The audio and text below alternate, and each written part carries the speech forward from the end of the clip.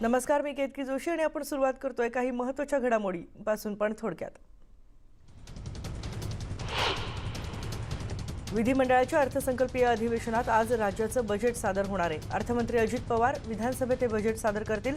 ठाकरे सरकार बजेटमधून सर्वसामान्यांना कसा दिलासा देणार, तसंच शेतकऱ्यांसाठी आजच्या बजेटमध्ये नेमकं काय असेल याकडे सगळ्यांचंच लक्ष असेल.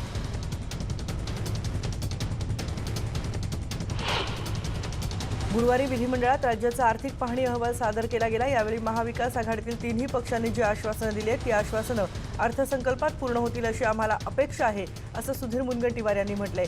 जे शपथपत्रात आहे ते पूर्ण करावं, असंही ते यावेळी म्हणाले. येस बँकेवर कर्जाचा बोजा वाढल्यानं रिझर्व्ह बँकेनं आर्थिक निर्बंध लादले. त्यामुळे येस बँक चांगलीच अडचणीत सापडले. 5 मार्च ते 6 एप्रिल दरम्यान येस बँकेतून फक्त 50,000 रुपये काढण्याची परवानगी देण्यात आली आहे. 50,000पेक्षा जास्तची रक्कम काढण्यासाठी खातेदारांना रिझर्व्ह बँकेची मंजुरी घ्यावी लागणार आहे. त्यामुळे येस बँकेचे खातेदार अडचणीत सापडलेत.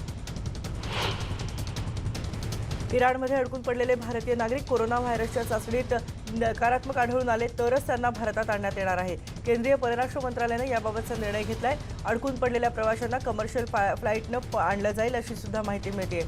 इराणमध्ये अनेक भारतीय यात्रेकरू अडकून पडलेत. जर हे प्रवासी कोरोना सकारात्मक मिळाले तर त्यांना भारतात आणलं जाणार नाही, असंही स्पष्ट करण्यात आलंय. कोल्हापूरमधल्या 34 जण इराणमध्ये अडकून पडलेत. कोल्हापूर शहरातल्या रुईकर कॉलनी परिसरातल्या मोमीन कुटुंबियांमधलं एक दाम्पत्य सुद्धा यामध्ये आहे.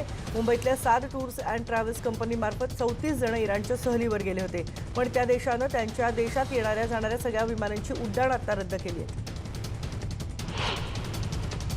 कोरोना व्हायरसमुळे गोव्याच्या पर्यटन संख्येवरही परिणाम झालाय. गोव्यात दाखल होणाऱ्या पर्यटकांच्या संख्येत घट झाली आहे, त्यामुळे स्थानिक व्यवसायावर याचा फटका बसलाय. दरम्यान गोव्यात आणखी एक संशयित रुग्णाची संख्या आता झाली आहे आणि त्यामुळे एकूण 3 संशयित रुग्ण आहेत. सरकारी रुग्णालयात त्यांच्यावर उपचार सुरू आहेत. कोरोना व्हायरसचा सर्वाधिक फटका पर्यटन क्षेत्राला बसल्याची माहिती समोर येते. उन्हाळी सुट्टींसाठी परदेशात पर्यटनासाठी जाणाऱ्या शेकडो नागरिकांनी बुकिंग रद्द केले. त्यामुळे पर्यटन प्रवर्तक मेटाकुटीला आलेत. परदेशी पर्यटनाला पर्याय म्हणून आता नागरिक देशांतर्गत पर्यटनाचा विचार करतात. तसं झाल्यास देशातल्या पर्यटन स्थळाला आणि व्यवसायाला चांगले दिवस येतील, असंही या क्षेत्रातल्या जाणकारांचं म्हणणं आहे. मुंबईत कोरोना पीडित रुग्णांसाठी 28 बेडचा एक खास वॉर्ड तयार करण्यात आला आहे. कस्तुरबा रुग्णालयात या वॉर्डची निर्मिती करण्यात आली आणि या वॉर्डमध्ये सध्या संशयित रुग्ण उपचार घेत आहेत. दरम्यान डॉक्टर आणि इतर स्टाफ कोरोनाची लागण होणार नाही यासाठी काळजी घेत आहेत. त्यामुळे मुंबईमध्ये आरोग्य यंत्रणा कोरोना व्हायरसशी लढण्यासाठी सज्ज झाली आहे.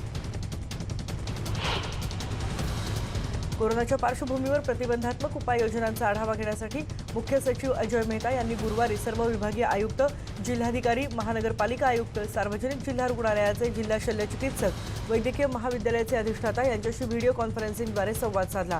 कोरोना संदर्भात नागरिकांनी काय काळजी घेणं आवश्यक आहे, काय उपाय करायला हवेत याबाबतचा आढावा यात घेण्यात आला. मुंबई महापालिकेत बुधवारी कोरोना व्हायरसच्या पार्श्वभूमीवर एक महत्त्वाची बैठक झाली. या बैठकीला महाराष्ट्राबरोबरच देशाच्या आरोग्य खात्याचे महत्त्वाचे अधिकारी हजर होते. यावेळी पालिकेचे अतिरिक्त आयुक्त सुरेश कानी, पी विलासरासू, रमेश भरमाल, कार्यकारी आरोग्य अधिकारी पद्मजा केसकर हे सुद्धा उपस्थित होते. कोरोना व्हायरसचा फैलाव रोखण्यासाठी खबरदारीचा उपाय म्हणून बायोमेट्रिक हजेरी बंद करण्यात आली आहे. महावितरणच्या मुख्य कार्यालयात बायोमेट्रिक हजेरी आता तुर्तास तरी बंद झाली आहे. पुढचा आदेश येईपर्यंत कर्मचाऱ्यांची हजेरी ही हजेरी पटलावर लावली जाणार आहे. त्यासाठी तशी व्यवस्थाही करण्यात आली आहे. कोरोनाचा फैलाव रोखण्यासाठी नागरिक खबरदारी घेत असल्याचं दिसतंय. मात्र मास्कच्या किमतीतही वाढ झाली आहे. साधा सर्जन मास्क आधी 5 रुपयांना मिळत होता, तो आता 20 रुपयांना मिळतोय. तर N95 मास्क 1,480 रुपयांना ऑनलाईन विकला जातोय. दरम्यान मास्कचा काळाबाजार कोणी करत असेल तर त्याचा विरोध करणार असल्याचं औरंगाबाद मेडिकल असोसिएशननं सांगितलंय. मास्क घातल्याशिवाय काम करू नका असे निर्देश त्र्यंबकेश्वर देवस्थानानं कर्मचाऱ्यांना दिले. तसेच परदेशी भाविकांकडे विशेष लक्ष देण्याचे निर्देशही देण्यात आले. कोरोना व्हायरसच्या पार्श्वभूमीवर बुलढाण्यातली सर्वात मोठी यात्रा सैलानी बाबा यात्रा रद्द करण्यात आली आहे. खबरदारीचा उपाय म्हणून विभागीय आयुक्तांच्या बैठकीत हा निर्णय घेण्यात आलाय. लाखो भाविक या यात्रेनिमित्त येत असतात आणि खबरदारी म्हणून ही यात्रा रद्द करण्यात आली आहे. या यात्रेदरम्यान होणारी संदल आणि होळीचा उत्सव सुद्धा रद्द करण्यात आला आहे. दरवर्षी मराठी सिनेक्षेत्रातले कलाकार जोमानं धुळवड साजरी करतात, पण यंदा मात्र कलाकारांनी धुळवड न खेळण्याचा निर्णय घेतलाय. कोरोना व्हायरसच्या वेगानं वाढणाऱ्या प्रसारणामुळे त्यांनी हा निर्णय घेतलाय. रंगपंचमी, होळी साजरी करताना मोठा जमाव एकत्र असतो. कोरोना व्हायरसचा धोका टाळण्यासाठी मराठी सिनेकलाकारांनी हा निर्णय घेतला.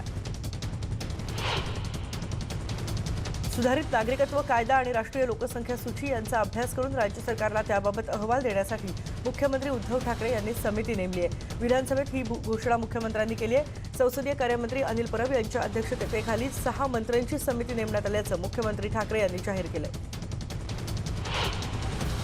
उद्या मुख्यमंत्री उद्धव ठाकरे अयोध्येच्या दौऱ्यावर जाणार आहेत. या पार्श्वभूमीवर शिवसेनेचे खासदार संजय राऊत आणि उत्तर प्रदेशचे मुख्यमंत्री योगी आदित्यनाथ यांची महत्त्वाची बैठक झाली. लखनौमध्ये दोन्ही नेत्यांची बैठक झाली.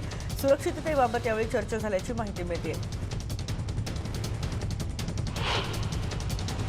राम मंदिर निर्माणाचं राजकारण आता थांबवा अशी टीका शिवसेनेचे खासदार संजय राऊत यांनी केली आहे. दरम्यान अयोध्या ही खासगी प्रॉपर्टी नसल्याचंही त्यांनी यावेळी म्हटलंय. आम्ही कोणाच्याही टीकेकडे लक्ष देत नाही असं म्हणत राऊतांनी फडणवीसांना टोला लगावलाय. सुनेचा छळ केल्याप्रकरणी आमदार विद्या चव्हाण आणि त्यांच्या कुटुंबियांच्या विरोधात गुन्हा दाखल झालाय. दरम्यान या प्रकरणी चव्हाण यांच्या सुनेनं मौन सोडले. तक्रार मागे घेण्यास आपल्याला धमकी देत असल्याचा आरोप आता त्यांच्या सुनेकडून करण्यात आलाय. तसंच आमदार विद्या चव्हाण यांनी केलेले सगळे आरोप त्यांनी फेटाळून लावले. मुंबई महापालिकेत भाजप नगरसेवकांनी ठिय्या आंदोलन केलं. मुंबई महापालिकेच्या विरोधी पक्षनेतेपदासाठी भाजपनं आक्रमक पवित्रा घेत जोरदार घोषणाबाजी केली. भाजपचा विरोधी पक्षनेतेपदावरचा दावा महापौरांनी खोडून काढला. हरकतीच्या मुद्द्यावर चर्चा करायला महापौरांनी नकार दिला. त्यानंतर भाजपच्या नगरसेवकांनी ठिय्या आंदोलन केलं. कल्याण ग्रामीण विधानसभा क्षेत्रातल्या 14 गावांसाठी पुन्हा एकमतानं ग्रामपंचायत निवडणुकीवर बहिष्कार घालण्याचा निर्णय घेण्यात आलाय. सर्वपक्षीय विकास समितीनं बहिष्कारावर शिक्कामोर्तब केलंय. नवी मुंबई महापालिकेत या गावांना समाविष्ट करण्याची 14 गावांची मागणी होती. ही मागणी पूर्ण न झाल्यानं गावांनी निवडणुकांवर बहिष्कार टाकलाय.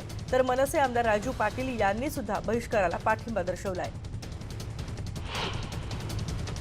गंगाखेड विधानसभा मतदारसंघाचे रासपचे आमदार रत्नाकर गुट्टे यांना गुरुवारी अखेर सर्वोच्च न्यायालयानं जामीन मंजूर केला. जामीन मिळाल्यानं गुट्टे यांच्या कार्यकर्त्यांनी फटाके वाजवून आनंदोत्सव साजरा केला. शेतकऱ्यांच्या नावावर परस्पर कर्ज उचलल्याप्रकरणी रत्नाकर गुट्टे हे जेलमध्ये होते.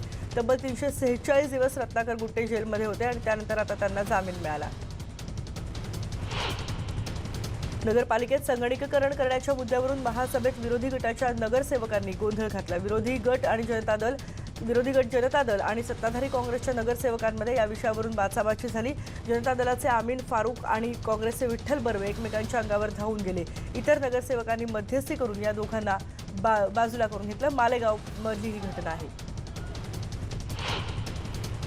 सीए आणि एनआरसी कायद्याच्या विरोधात परभणी जिल्ह्यातल्या नगरपालिकांनी ठराव पारित केल्यानंतर आता ग्रामीण भागातही याचं लोण पसरायला लागलंय. जिंतूर तालुक्यातल्या चारठाणा ग्रामपंचायतीनं सीए आणि एनआरसी कायदा रद्द करण्यात यावा या मागणीसाठी ठराव मंजूर केलाय. ग्रामपंचायतीनं घेतलेल्या ग्रामसभेमध्ये हा ठराव मंजूर करण्यात आला. याची प्रत राज्याचे मुख्यमंत्री उद्धव ठाकरे यांना पाठवण्यात आली आहे. नंदुरबार जिल्हा परिषदेच्या सर्वसाधारण सभेत चांगलाच गोंधळ पाहायला मिळाला. उपाध्यक्षांच्या दालनाची विनापरवानगी दुरुस्ती झाल्याचा आरोप भाजपनं केलाय. या प्रकरणी उत्तर न मिळाल्यामुळे गदारोळ झाल्याचं पाहायला मिळालं. या मुद्द्यावर आक्रमक झालेल्या सदस्य अर्चना गावित आणि जयश्री गावित यांनी सभागृहातच मुख्य कार्यकारी अधिकाऱ्यांच्या विरोधात घोषणाबाजी केली. केंद्र सरकारच्या गॅस सिलेंडर दरवाढीचा निषेध करण्यासाठी सांगली जिल्हा युवक काँग्रेसनं आंदोलन केलं. सांगली युवक काँग्रेसच्या आंदोलनादरम्यान पोलीस आणि युवक काँग्रेसच्या कार्यकर्त्यांमध्ये जोरदार धक्काबुक्की झाली. आंदोलनाला परवानगी नसल्यामुळे युवक काँग्रेसच्या सगळ्या कार्यकर्त्यांना पोलिसांनी ताब्यात घेतले. राजकारणाच्या खेळपट्टीवर फटकेबाजी करणारे फडणवीस गुरुवारी क्रिकेट मैदानावर फटकेबाजी करताना दिसले. खासदार कपिल पाटील यांच्या वाढदिवसानिमित्त क्रिकेट सामन्याचं आयोजन करण्यात आलं होतं. यावेळी देवेंद्र फडणवीसांनी हातात बॅट घेऊन चौफेर फटकेबाजी केली. खासदार कपिल पाटील हे यावेळी गोलंदाजी करत होते. नगरमधल्या दाम्पत्य अत्याचार प्रकरणाला वेगळं वळण लागलंय. या प्रकरणात नवराच आरोपी असल्याचा दावा पोलिसांनी केलाय. तो कथित व्हिडिओ नवऱ्यानंच बनवून अत्याचार प्रकरणाचा बनाव केल्याचा आरोप सुद्धा पोलिसांनी केलाय. पोलिसांनी प्रसिद्धी पत्रकातून हा दावा केलाय. पोलिसांनी पती आणि त्याच्या साथीदाराला अटक केली आहे. न्यूज 18 लोकमतनं ही बातमी लावून धरली होती आणि आमच्या बातमीनंतर अधिवेशनातही या बातमीची जोरदार चर्चा झाली. कृषी पदव्युत्तर पदवी अभ्यासक्रमाला पूर्वीप्रमाणे व्यावसायिक दर्जा मिळावा यासाठी पुण्यात सुरू असलेल्या शेतकरी पुत्रांच्या आंदोलनाला यश मिळाले. 10 दिवस ठिय्या आंदोलन केल्यानंतर सरकारनं GR काढत व्यावसायिक दर्जा दिल्यानं शिक्कामोर्तब करण्यात आलं. त्यामुळे विद्यार्थ्यांमध्ये आनंदाचं आणि जल्लोषाचं वातावरण आहे. यावेळी त्यांनी न्यूज 18 लोकमतचेही आभार मानले. अंबरनाथ बदलापूरच्या मध्यभागी राहणाऱ्यांसाठी आनंदाची बातमी आहे. प्रस्तावित चिखलोली स्थानकासाठी जमीन हस्तांतरणाची प्रक्रिया सुरू झाल्याची माहिती खासदार श्रीकांत शिंदे यांनी दिली आहे. मध्य रेल्वेच्या अंबरनाथ आणि बदलापूर रेल्वे स्थानकादरम्यान हे स्टेशन होणार आहे. त्या दृष्टीनं उल्हासनगरच्या उपविभागीय अधिकाऱ्यांनी 34 भूधारकांना नोटिसा बजावल्या आहेत. औरंगाबाद विमानतळाचं नाव छत्रपती संभाजी महाराज विमानतळ करायला मान्यता देण्यात आली आहे. याची घोषणा मुख्यमंत्री उद्धव ठाकरे यांनी विधानसभेत केली आहे. सांगली महापालिकेने लागू केलेल्या उपयोगकर्ता कराच्या निषेधार्थ सांगली सर्वपक्षीय कृती समितीकडून महापालिकेसमोर उपभोगकर्ता कराच्या नोटिशी जाळण्यात आल्या. सांगली महापालिकेनं नागरिकांना घनकचरा व्यवस्थापनाअंतर्गत घरपट्टीमध्ये 450 रुपयांचा अधिक कर समाविष्ट केला आहे. तशी वाढीव बिलं नागरिकांच्या माथी मारलेत आणि याचा निषेध करण्यासाठी सर्वपक्षीय कृती समिती आणि नागरिकांच्या वतीनं महापालिकेसमोर आंदोलन करण्यात आलं. राज्य सरकारनं नुकताच महाराष्ट्र आंतरराष्ट्रीय शिक्षण मंडळ रद्द करण्याचा निर्णय घेतलाय. या निर्णयाच्या विरोधात शिरढोणीतले ग्रामस्थ आक्रमक झालेत. विद्यार्थ्यांसह पालकांनी सुद्धा तीव्र आंदोलन करत रास्ता रोको केलं. विद्यार्थी शाळा बंद आंदोलन करणार असल्याची सुद्धा माहिती मिळते. डॉक्टर उपचारात विलंब झाल्यामुळे महिलेचा मृत्यू झाल्याचा आरोप चंद्रपूरमध्ये नागरिकांनी केलाय. चंद्रपूर जिल्हा सामान्य रुग्णालयात संतप्त नातेवाईकांनी गोंधळ घातला. शकुंतला फुलबोईनवार यांची शुगर वाढल्यानं उपचाराकरता त्यांना रुग्णालयात दाखल करण्यात आलं होतं. रुग्णालय प्रशासनानं रुग्णाला अतिदक्षता विभागात हलवण्यासाठी 2 तास लावल्याचा आरोप नातेवाईकांनी केलाय. अन्न आणि औषध प्रशासनाच्या वतीनं जळगाव शहरात विविध हॉटेल्स आणि डेअरींमध्ये तपास मोहीम राबवण्यात येते. बनावट पनीर बाजारात विक्री होत असल्याचं वृत्त समोर आल्यानंतर तपासणी मोहीम सुरू करण्यात आली आहे. या प्रकरणी गुरुवारी शहरातल्या 2 नामांकित हॉटेल्समधल्या पनीरचे नमुने गुणात्मक दर्जासाठी पाठवण्यात आले. दोषी आढळल्यास कडक कारवाई करण्यात येणार असल्याची माहिती अधिकाऱ्यांनी दिली आहे. मराठी मालिकांमध्ये ब्राह्मण अभिनेत्रींनाच संधी देतात असं वादग्रस्त वक्तव्य केलंय राष्ट्रीय पुरस्कार विजेता दिग्दर्शक सुजय डहाकेनं. केसरी सिनेमाच्या निमित्तानं दिलेल्या एका मुलाखतीत त्यानं हे वक्तव्य केलं. यामुळे या कलाक्षेत्रामध्ये यावर अनेक प्रतिक्रिया उमटत आहेत. तेजश्री प्रधाननं मात्र सडेतोड उत्तर त्याला दिलंय. ब्राह्मण नाही तरीही माझ्याकडे गेली अनेक वर्ष काम आहे असं उत्तर तिनं सोशल मीडियावर दिलंय. निर्भया प्रकरणी 23 मार्चला सुप्रीम कोर्टात आता सुनावणी होणार आहे. त्यामुळे 20 मार्चला होणारी फाशी पुन्हा एकदा टळण्याची शक्यता वर्तवली जाते. जम्मू काश्मीरमध्ये पाकिस्तानकडून होणाऱ्या शस्त्रसंधीच्या उल्लंघनाला भारतीय सैन्यानं चोख उत्तर दिलंय. कुपवाडा सेक्टर जवळच्या नियंत्रण रेषेजवळ ही घटना घडली आहे. भारतीय सैन्यानं पाकिस्तानच्या चौक्यांवर हल्ला केलाय. कोऑपरेटिव्ह बँक एम्प्लॉईज युनियनतर्फे 60व्या वर्धापन दिनानिमित्त आंतर सहकारी बँक कॅरम स्पर्धेचं आयोजन करण्यात आलं होतं. यात पुरुष गटात अपना सहकारी बँकेच्या मंदार भरतावनं तर महिला गटात म्युनिसिपल बँकेच्या संध्या बापेरकरनं विजय मिळवला. ही स्पर्धा दादरमधल्या शालिनी पॅलेसमध्ये आयोजित करण्यात आली होती. आयसीसी महिला T20 वर्ल्ड कपमध्ये गुणांच्या आधारावर भारतीय संघानं अंतिम फेरीत प्रवेश मिळवलाय. पावसामुळे एकही चेंडूचा सामना होऊ शकला नाही. त्यामुळे गुणांच्या आधारावर थेट फायनलचं तिकीट भारताला मिळालंय. भारतीय संघानं महिला T20 वर्ल्ड कपच्या इतिहासात पहिल्यांदाच अंतिम फेरी गाठण्याचा विक्रम केलाय. आणि भारतीय महिला संघाच्या कामगिरीवर वीरेंद्र सहवागनं आपल्या खास शैलीत शुभेच्छा दिल्यात. उपांत्य फेरीत भारत आणि इंग्लंड यांच्यातली लढत पाहायला आवडली असती, पण इंद्रदेवाच्या मर्जीपुढे कोणाचं काय चालणार असं म्हणत सहवागनं भारतीय महिला संघाचं अभिनंदनही केलंय आणि अंतिम सामन्यासाठी शुभेच्छाही दिल्या. यानंतर सुपरफास्ट महाराष्ट्रामध्ये आपण इथे एक ब्रेक घेतोय. पहा फक्त न्यूज 18 लोकमत.